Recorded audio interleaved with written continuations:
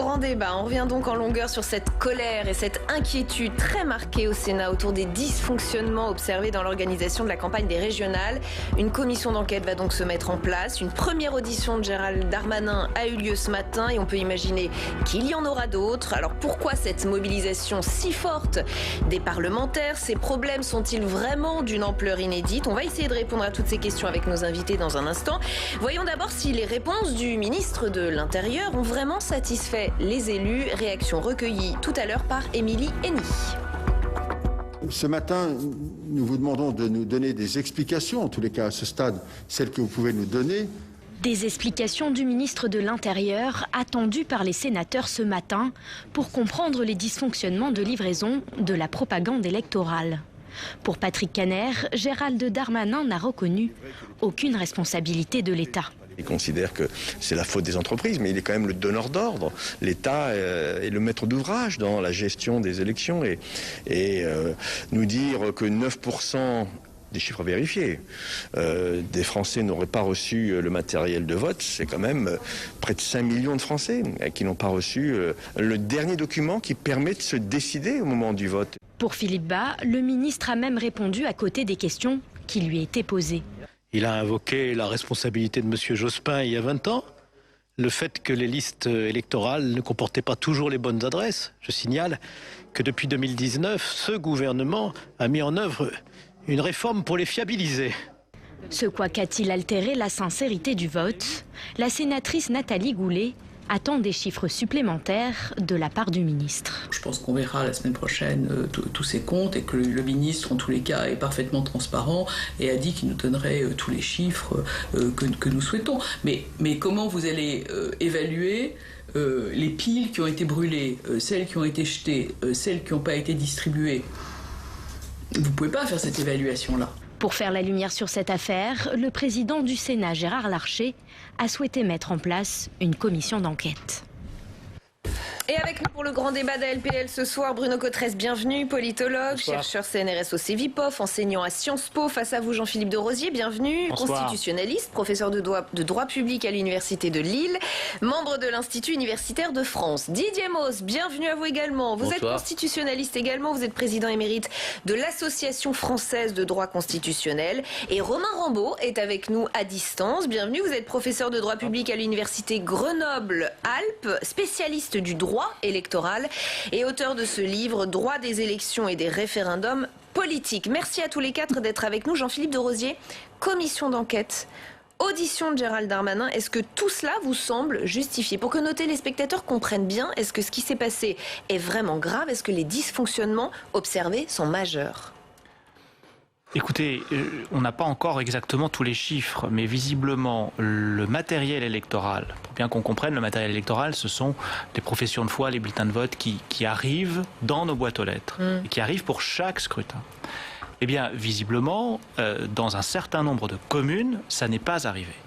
Alors, il y a un certain nombre d'électeurs qui ouvrent peut-être même pas les enveloppes lorsqu'ils les reçoivent, mais il y a beaucoup d'électeurs qui sont très attachés à cela, qui préparent le scrutin en vue de cela. Qui regardent quels sont les différents candidats, qui les découvrent potentiellement à ce moment-là et qui se disent pour qui est-ce qu'ils vont voter. Et ils vont au bureau de vote avec ce matériel pour voter. Et donc le fait que l'on ne reçoive pas ce matériel électoral-là, oui, c'est un dysfonctionnement majeur. Et il faut enquêter. Il faut bien faire œuvre de travail politique, enquêter pour savoir précisément ce qu'il s'est passé, qui sont les responsables et en tirer toutes les conséquences pour l'avenir. Bruno Cotresse, cette commission d'enquête qui se lance au Sénat est justifiée selon vous? Je pense oui que le Sénat est bien dans son rôle. Il s'agit d'un pilier de notre démocratie, l'organisation des élections. Et au plan politique, je pense qu'il est vraiment important que nos institutions montrent qu'elles s'occupent d'un tel dysfonctionnement parce qu'il y a une sorte d'accumulation de nouvelles qui ne sont pas très porteuses au plan politique, l'abstention gigantesque, des dysfonctionnements dans l'acheminement vers les électeurs des professions de foi des candidats. Vous voulez dire qu'en termes d'image, d'exemplarité, c'est bien que le Sénat montre qu'il s'occupe de cela? Absolument, des sondages qui ont mal prédit certains phénomènes, tout ça mis bout à bout, fait pour l'électeur un tableau qui va en rajouter une couche importante sur l'idée que décidément la vie politique, elle dysfonctionne, qu'il y a un souci. Et donc je pense que c'est très très bien que les institutions jouent pleinement leur rôle.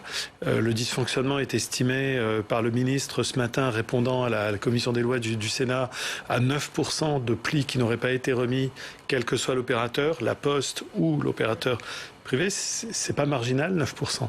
Et c'est un chiffre qui potentiellement demande à être vérifié peut-être. Didier Mauss, vous êtes d'accord Honnêtement, les professions de foi sont faites pour aller chez les électeurs. Il faut voir les choses comme elles sont. Alors, ça s'inscrit en réalité dans un débat qui existe depuis plusieurs années, où un certain nombre de bons esprits, mais qui ne sont pas autour de cette table, disent il ne faut plus envoyer la littérature électorale à domicile, il faut que les électeurs aillent sur Internet. Bon, c'est totalement idiot, car quand vous voulez un candidat, c'est quelqu'un qui veut vendre sa présence politique. Et quand on veut vendre, on va chez le client, et le client, c'est l'électeur. On ne va pas faire ses courses dans l'autre sens. Donc commission d'enquête justifiée selon vous? Parce qu'une commission d'enquête, ça ne peut pas faire de mal, ça c'est sûr. Et surtout à un an, j'allais dire, d'élection présidentielle, parce que, bon, là, on est dans des régionales, des départementales, avec un très fort taux d'abstention, mais enfin, dans un an, on va élire un président de la République, et là, il faut quand même que tout arrive à domicile. Non, c'est un élément très traditionnel, c'est vrai, du déroulement des élections,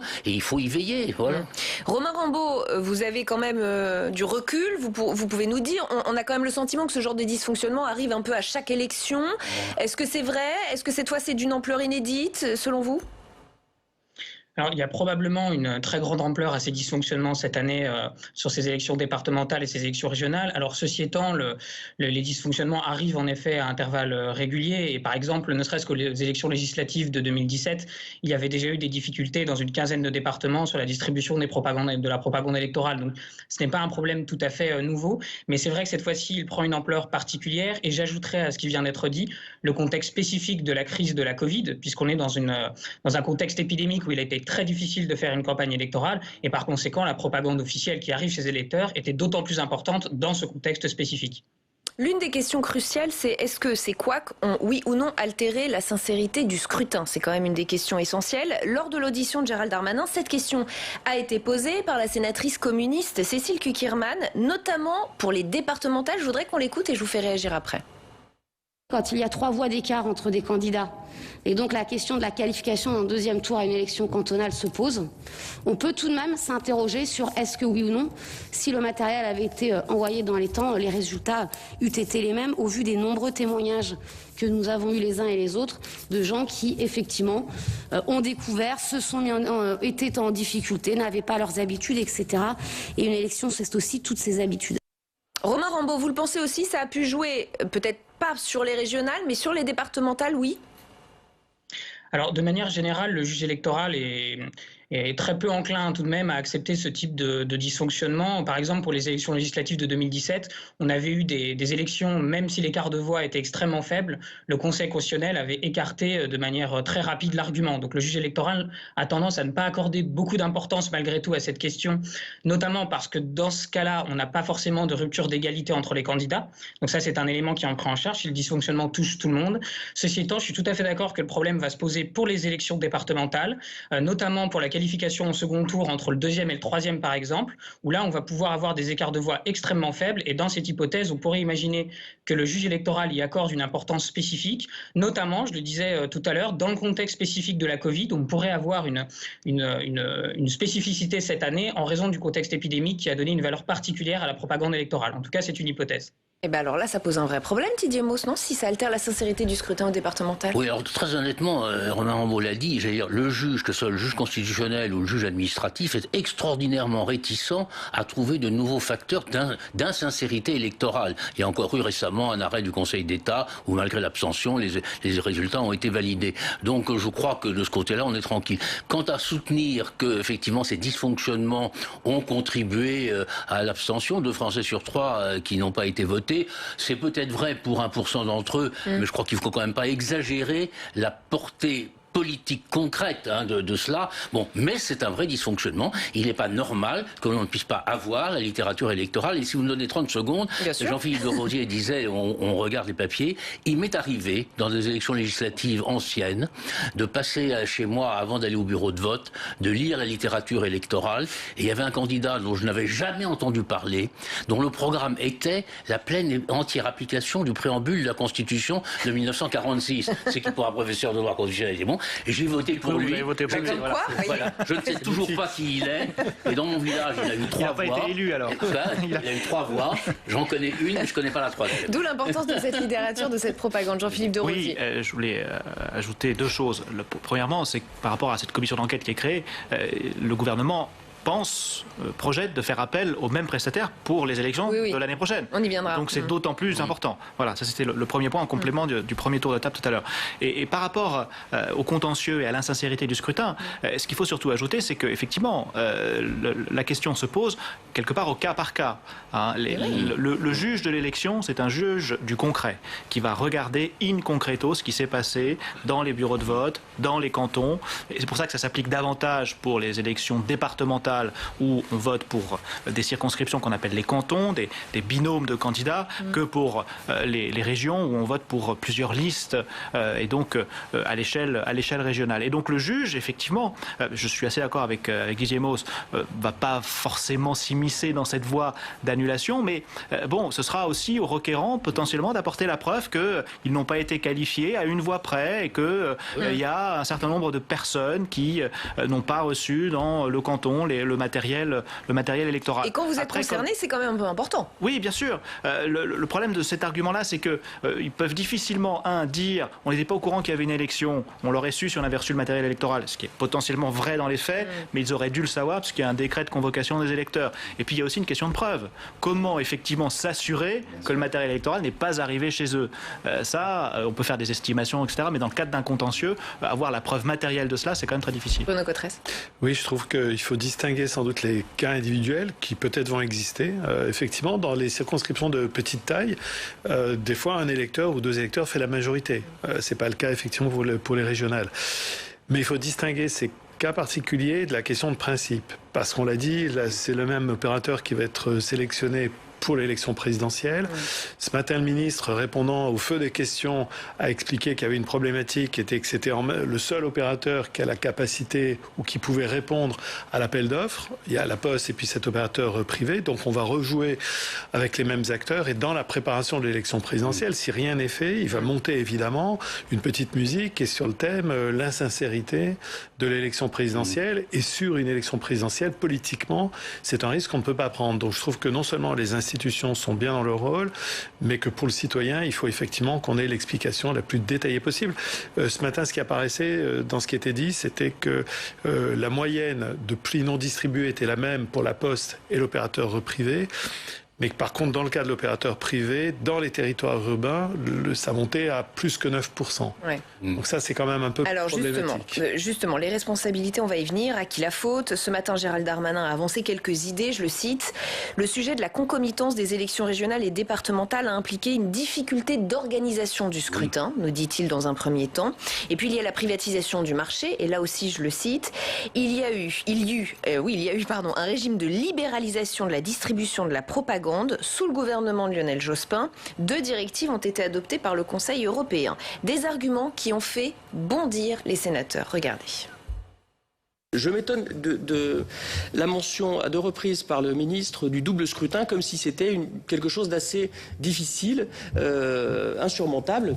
Si pour l'État un double scrutin est de nature à être une très grande complexité, il ne faut pas organiser double scrutin.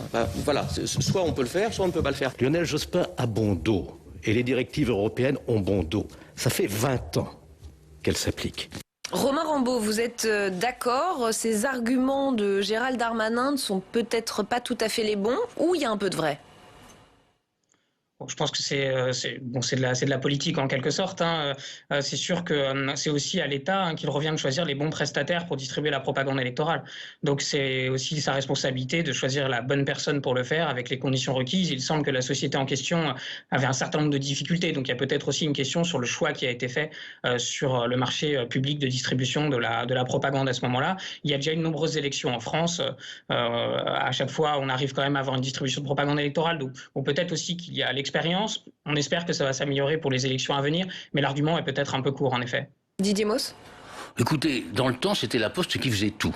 Et ça marchait relativement bien parce qu'il y avait un réseau de facteurs qui était très répandu sur les territoires et qui allait dans le moindre hameau de nos cantons ruraux. Voilà. Alors, tout ça, c'est du passé, c'est le monde ancien, et on s'aperçoit que le monde nouveau, ça marche pas mieux. Oui, mais ce que nous dit Gérald Darmanin, justement, c'est que c'est pas eux qui sont à l'origine de ce changement et de cette ouverture à la concurrence, Bruno Cotresse. Enfin là, il ne faut pas exagérer. Hein. Oui, ceci dit, le ministre ce matin a essayé de dire peut-être qu'on aurait dû, au moment où on a fait l'ouverture à la concurrence, sortir la distribution du matériel électoral du marché concurrentiel. En faire soit une régie ou quelque chose qui continue d'être une mission de service public. On pourrait dire, et c'est vrai que la question va se poser, je suis persuadé que si aucune réponse forte n'est apportée en matière d'amener à l'électeur la preuve que des conclusions ont été tirées, que ça ne se reproduira pas, le thème va monter progressivement sur l'idée que effectivement tout fiche le camp, et on peut avoir dans certaines parties de l'électorat un sentiment qui est décidément on n'a eu pas de masque à un moment donné, on n'a pas eu de vaccin français, maintenant on n'arrive pas à distribuer le matériel électoral, que se passe-t-il dans le pays, et que ça soit interprété comme un symptôme un peu de à nouveau de déclassement, d'humiliation nationale, de délitement, de missions de service public qui n'arrivent plus à être remplies.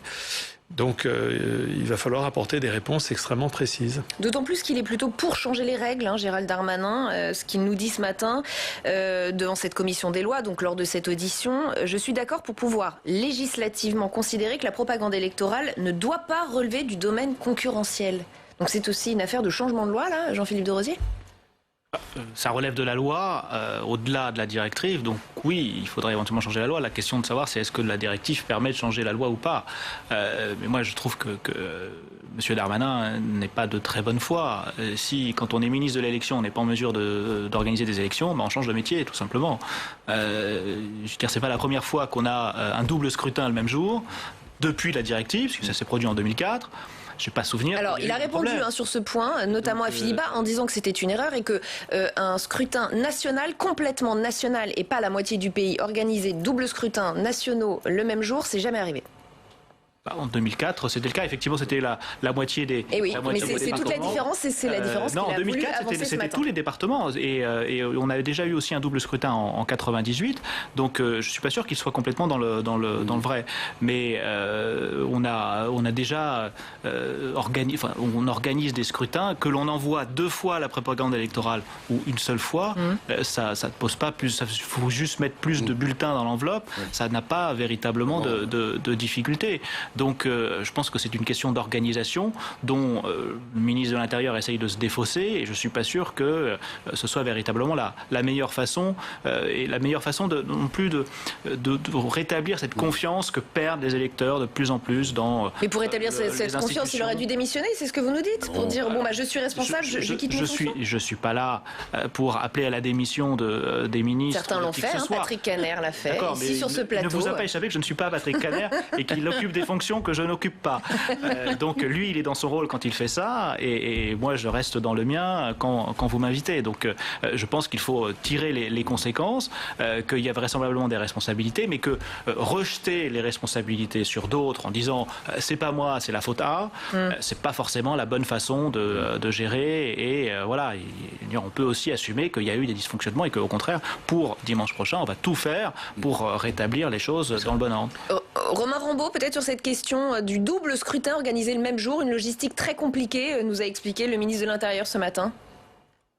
Oui, la difficulté, c'est que dans certains doubles scrutins, les municipales étaient concernées. Pour les élections municipales, on n'envoie pas la propagande électorale dans les communes de moins de 2500 habitants aux électeurs directement. Donc ça peut aussi expliquer que la logistique soit plus compliquée. Ceci étant, il est important que le ministère soit capable de faire face à ses responsabilités dans l'envoi de la propagande officielle, a fortiori une période où c'était essentiel en période de Covid et où finalement le ministère aurait dû prioriser ce type de procédé pour permettre aux électeurs d'avoir une forme de campagne électorale et donc de pouvoir se prononcer en toute connaissance de cause, a fortiori dans des élections de proximité où on ne connaît pas forcément tous les candidats parce qu'ils ne font pas l'objet d'une couverture médiatique suffisante. Bruno Cotresse. Oui, d'ailleurs, ce matin, la discussion était aussi sur le laps de temps entre les deux tours. Le ministre allant un peu dans le sens de dire ah mais c'est compliqué parce que on est un des seuls pays européens à avoir 2 tours, on n'a que 5 jours ouvrés entre les 2 tours, ce qui est d'ailleurs pas complètement vrai puisqu'il y a une distribution postale quand même le samedi. C'est vrai. Donc c'est 6 jours sur 7 que le courrier est distribué et semblait dire que peut-être il fallait réfléchir à mettre 2 semaines entre les 2 tours des élections. Donc je suis pas sûr que si on tire pas des conséquences fortes en termes d'organisation, rallonger de quelques jours ou d'une semaine va régler le problème. Et ce qui est effectivement très très préoccupant, je trouve que c'est la mise bout à bout de tous ces différents éléments dans un contexte, ça vient d'être rappelé, un contexte de très forte méfiance, défiance, sentiment par les citoyens que les politiques vivent dans un monde à part, que si eux font des erreurs de cette nature à leur travail, ils vont recevoir des sanctions, ils comprennent pas pourquoi ceux qui font des erreurs comme ça dans le monde de la politique n'essuient pas les mêmes sanctions qu'eux. C'est vrai que n'importe quel salarié, s'il dit moi j'ai à peu près 10% d'erreurs dans mon travail, c'est pas un très bon message. Donc c'est vrai que ça va en rajouter une couche de ce point de vue-là. Il est urgent qu'il y ait une communication importante sur le fait que ça ne va pas se répliquer dimanche prochain. Il ne l'a pas vraiment garanti ce matin. Il a expliqué que c'était compliqué. Voilà, c'était très compliqué. Didier Mauss. Ça ne marchera pas mieux dimanche prochain. Je veux dire, parce qu'on a une semaine, c'est un délai extraordinairement court. Je dirais, nous sommes quelques-uns à avoir la pratique des élections. Avoir été candidat, avoir participé à des campagnes électorales.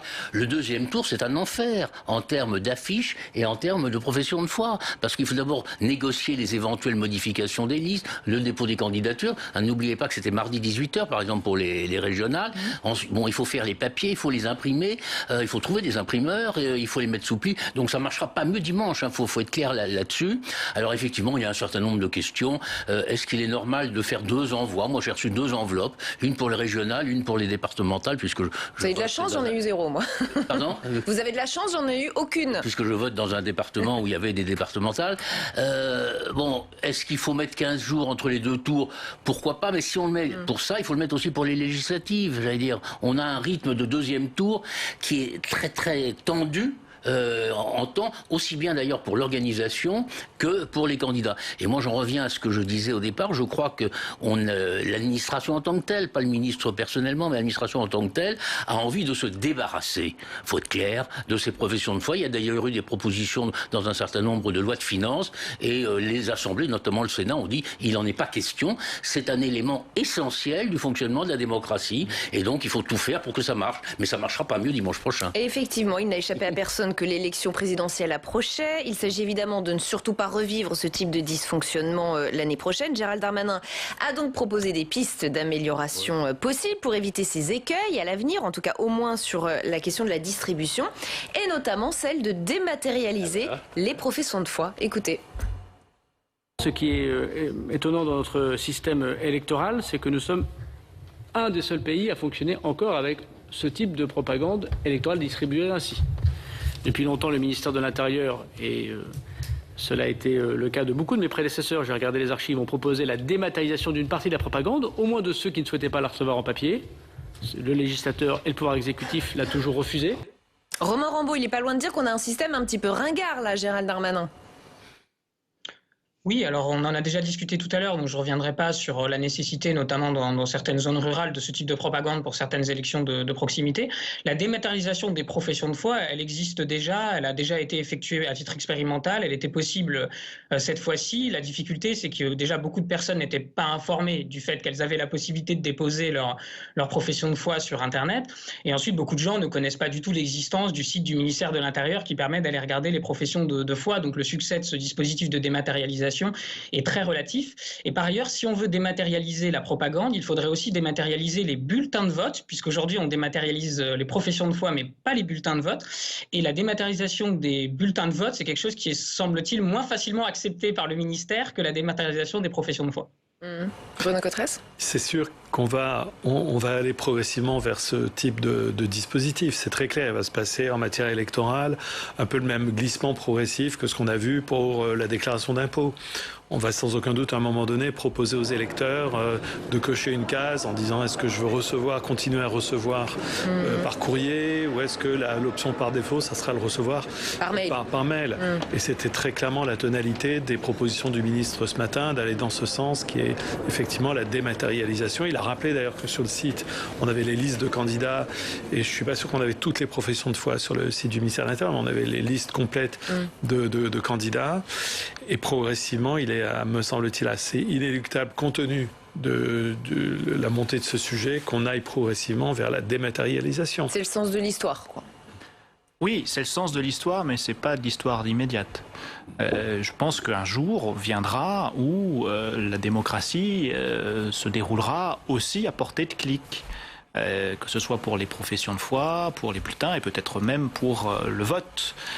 Mais ce n'est pas pour tout de suite, parce qu'il y a d'abord un travail technique à faire, à réaliser, pour garantir la fiabilité, le bon fonctionnement de tout cela. Le ministère de l'Intérieur a une responsabilité dans cela, parce que c'est lui qui va devoir gérer. Et quand je vois, il y a un processus électoral en France qui est obligatoirement électronique. C'est le recueil des soutiens à une proposition de loi d'initiative partagée. Le référendum d'initiative partagée est ce qui s'était produit pour Aéroport de Paris. Quand on voit toute la bonne volonté, je suis évidemment ironique, qu'a déployé le ministère de l'Intérieur pour moderniser le site de recueil de soutien de cette proposition de loi et tous les couacs qu'il y a eu, alors que dans les premières semaines de recueil, et ça dure 9 mois, je ne suis pas sûr qu'il soit véritablement animé de bonne volonté à ce niveau-là. Et ensuite, il y a un travail sur les électeurs à faire, parce qu'on ne pourra pas le faire tant que les électeurs n'y croient pas. Il faut qu'ils adhèrent au processus. Lorsque l'on a un processus démocratique, il faut que les électeurs y croient, parce que sinon, on va se retrouver avec les mêmes problèmes d'abstention, peut-être même pire, les contestations en légitimité en disant non, mais tout cela est faussé, parce que Internet est truqué, manipulé, etc. Ça n'aidera pas à aller chercher au moins les jeunes ? Tout à fait, c'est possible. Les jeunes d'aujourd'hui, qui seront les vieux de demain, je ne sais pas encore dans quelle catégorie je m'inclus, mais quelque part entre les deux. Et donc c'est pour ça que je dis que ça va prendre du temps, du temps un travail sociologique, psychologique, et c'est très culturel. Il y a des pays, notamment en Amérique latine, où je me rends assez régulièrement, qui sont déjà très attachés au processus électronique. Au Brésil, par exemple, le vote électronique par machine à voter est généralisé, et lorsque vous leur parlez de vote papier, c'est pas qu'ils vous traitent de ringard, c'est qu'ils croient que vous allez truquer le vote. Parce qu'ils considèrent que le papier, ça peut se brûler, ça peut se mouiller, ça peut se faire du bourrage. Culturellement, c'est l'inverse de chez nous. C'est exactement l'inverse de ce qui se passe ici. Et chez nous, c'est la machine à voter qui est, oui, mais la machine à voter, on peut la manipuler, on peut la truquer, je vois plus le bulletin, je peux pas le recompter, je peux pas le vérifier.